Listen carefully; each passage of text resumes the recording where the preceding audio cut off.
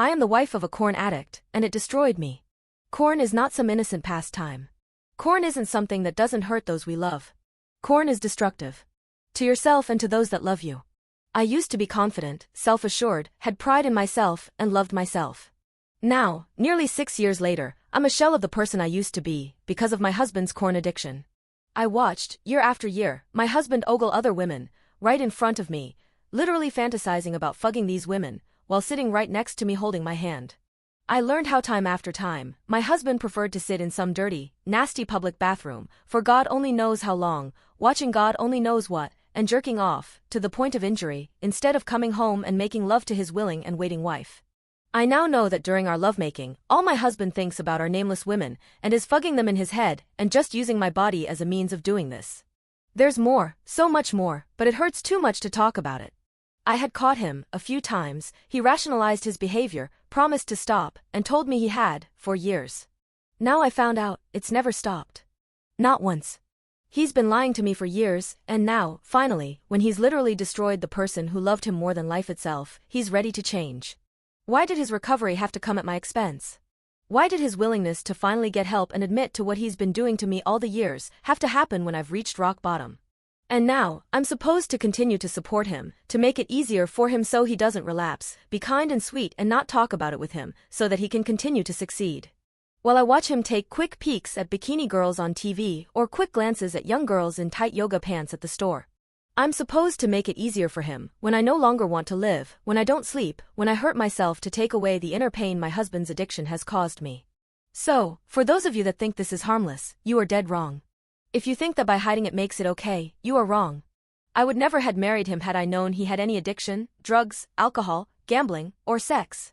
I had the right to know about it, I had the right to know what I was marrying into, to make that decision for myself if I could accept it, but that choice was taken away from me.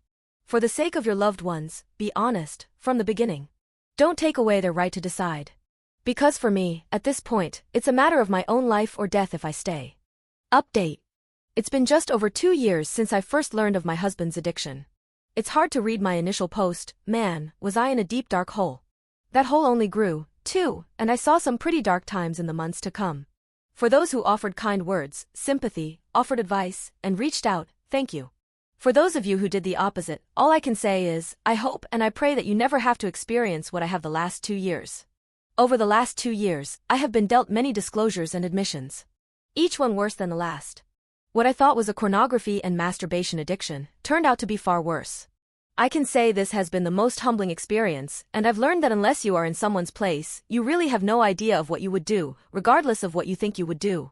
It's also been humiliating, degrading, tormenting, and isolating in ways that are unimaginable. Some will say I'm weak for staying as long as I have, but they are wrong. It takes great strength to wake up every day and face the same demons, and determination and grit to slay them every single day. Some days I wanted to die. Other days I wanted to run. Yet, every day I chose to keep fighting, until I no longer felt like dying or running. For those of you who are struggling with this addiction, if there is anything I hope to gain out of all we've been through, all I have endured, it is this. Pornography is a drug and a powerful one at that. It lures you in with the promise of pleasure and excitement, and when it is done with you, then what? You are alone. Sitting in a dark room with nothing but the lights of a computer screen as a companion. Alone. Standing in a bathroom with your phone in your hand as your lover. Alone. Laid back on your sofa, staring at a frozen television screen after your video has ended. Alone. Then the shame comes. The shame of once again giving into this temptation. The shame that you couldn't stop yourself yet again. The shame of your secret and that you chose fantasy over your partner, the one person who's there every day to support you, to love you, to live a life with, yet you seek sexual release behind her back, knowing they deserve better, knowing this is wrong. But it doesn't end there. No, pornography is not done with you yet. Erectile dysfunction.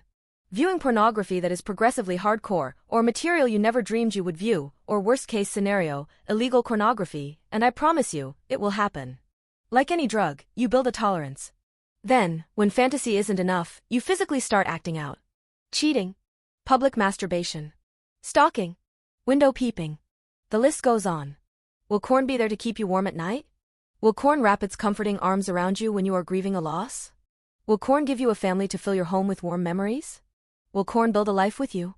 Or would you rather look back and think about all the times you masturbated while your wife slept?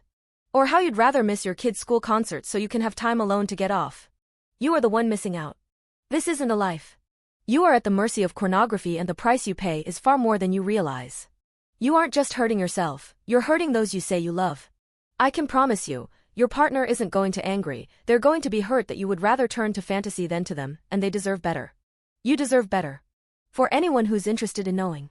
I'm alive and well, although if I were honest, I didn't know if I would be. My husband's addiction had many layers, has many layers, and everything that was safe to me had been violated in one way or another, and I no longer had safety. I had nowhere to go, no one to talk to, because if anyone knew what my life was, I would be ostracized. My kids would have been ostracized. I had far more to lose than just a marriage. After feeling about as low as anyone could, I decided to have cosmetic surgery. For me. And I feel amazing about myself again. I also went back to school to get my master's degree, with the plan to specialize in sexual addictions. I'm 1.5 years in, with 1.5 years left. All A's thus far. Maybe I'll open my own practice. Maybe I'll move. Who knows? What I do know is that I'm not limited. Do I still have days that are rough? Absolutely. But I fight, every damn day, I fight back. I love myself. I love who I have become, and I have had to pay dearly for the person I am today. My last disclosure was 5 months ago, when I learned my husband was using his job to get entrance into women's homes and use their personal items for his pleasure. My advice to anyone, get cameras installed. He also went window peeping on the night of my birthday, 6 months ago. The next month, my husband entered treatment. Am I still married? Yes. But with very strong boundaries. I made him disclose his actions to his employer. He is no longer allowed to work alone. Period. I have a tracking app so that I can make sure he's not frequenting public places to act out. He has an app that monitors his screen activity so that he cannot access pornography. He does not use credit cards so that he cannot purchase anything without me knowing. These were the conditions I made clear to him if we were to stay married, or he could leave at any time. He chose to stay.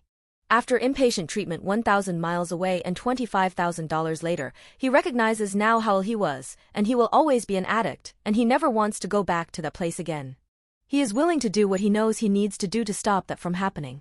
He has little self-control, and he has told me and his therapist that I have saved his life, and he is forever grateful that even with the boundaries, I stood by him, and I fought for something far greater than just our marriage. Are the boundaries too much? Maybe. But he's welcome to leave any time. I am not concerned with protecting the addict, but I will protect him, myself, and society to the best of my abilities. To conclude this post, I would like to say that pornography is not what you think it is. Many of these people in pornography are victims of sex trafficking, childhood sexual abuse, prostitution, and forced into this life with drugs, manipulation, abuse, fear tactics, and many others. It is a business that supports the continuation of all of these things, and I encourage you to please check out the Fight the New Drug site, link below. If you are not part of the solution to combat this, then you are part of the problem, and as long as you support pornography, you are supporting the continuation of abuse of thousands of children, women, and men. Good luck to you all, and I wish you the best in this powerful struggle.